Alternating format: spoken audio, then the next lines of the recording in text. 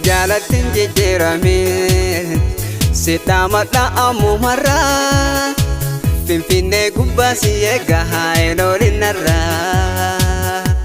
Finfinnee gubbaa si eegga haayiloolinarraa Najalatin jijjiirame Sitamadha ammumarraa Finfinnee gubbaa si eegga haayiloolinarraa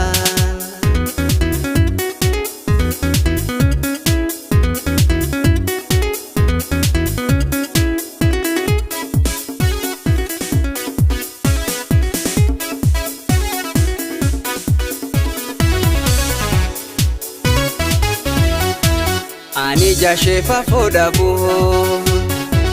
Onnen to bulte agabu Maluma me malikiya Ashe male da wangabu Maluma me malikiya Ashe male da wangabu Ani jashefa fodabu Onnen to bulte agabu Maluma me malikiya Ashe male da wangabu Maluma me malikiya Ashe male da wangabu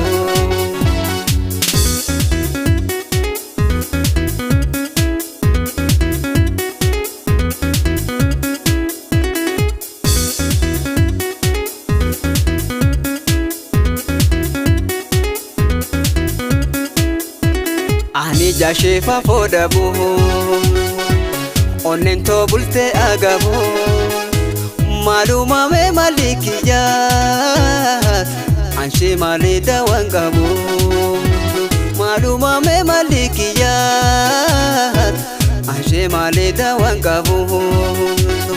Ani jashefa fodabu Onnen to bulte agabu Maluma me malikiya Ashe male da wangabu Maluma me malikiya Ashe male da wangabu Kaman sirra fagoo jira Yaani ko hundo severa Ayyaani kee baadii jedha Fuuluma kee arguu fedha Ayyaani kee baadii jedha Fuuluma kee arguu fedha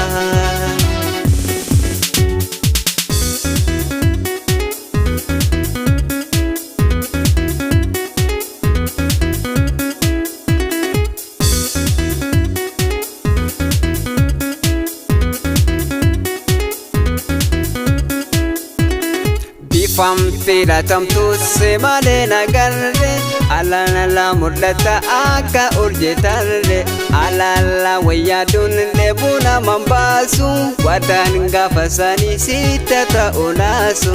Alala wayyadun lebuna mambasu Wadan gafasani sita ta'ulasu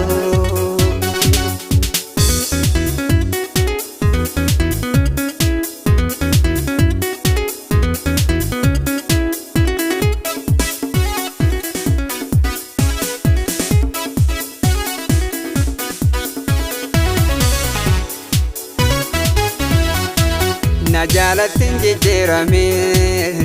Sitamadha ammumarraa Finfinnee gubbaa haayiloolinarraa Finfinnee gubbaa si eegga haayiloolinarraa Najalatin jijjiirame Sitamadha ammumarraa Finfinnee gubbaa si eegga haayiloolinarraa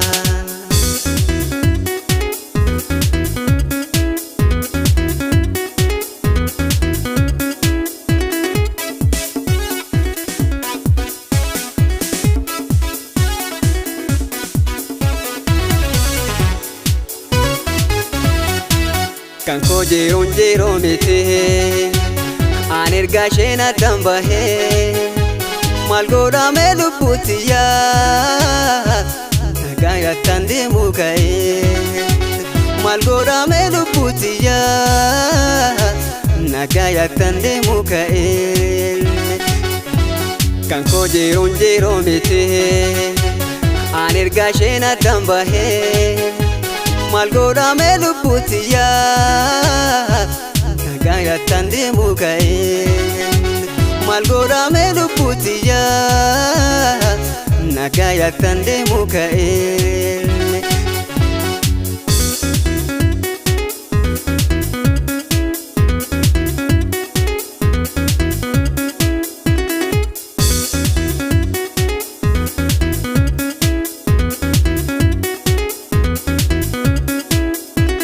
Ani jashefa fodabu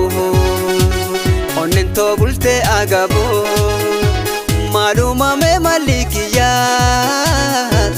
anshe maleda wangabu maluma me malikiya anshe maleda wangabu ani jashefa fodabu onnen to bulte agabu maluma me malikiya anshe maleda wangabu maluma me malikiya anshe maleda wangabu kaman sirrafa gojira jami ko hundu sebera ayani ke badi jeda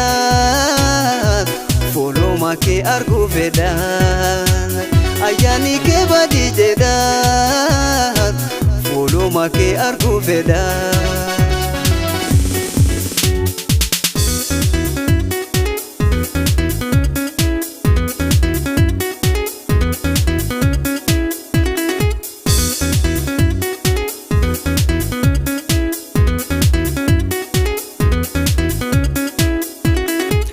Famfida tamtu semale nagarre alala mudlata akka urjetarre alala wayadun debuna mambasu wadan gafasani sitata olasu alala wayadun debuna mambasu wadan gafasani sitata olasu.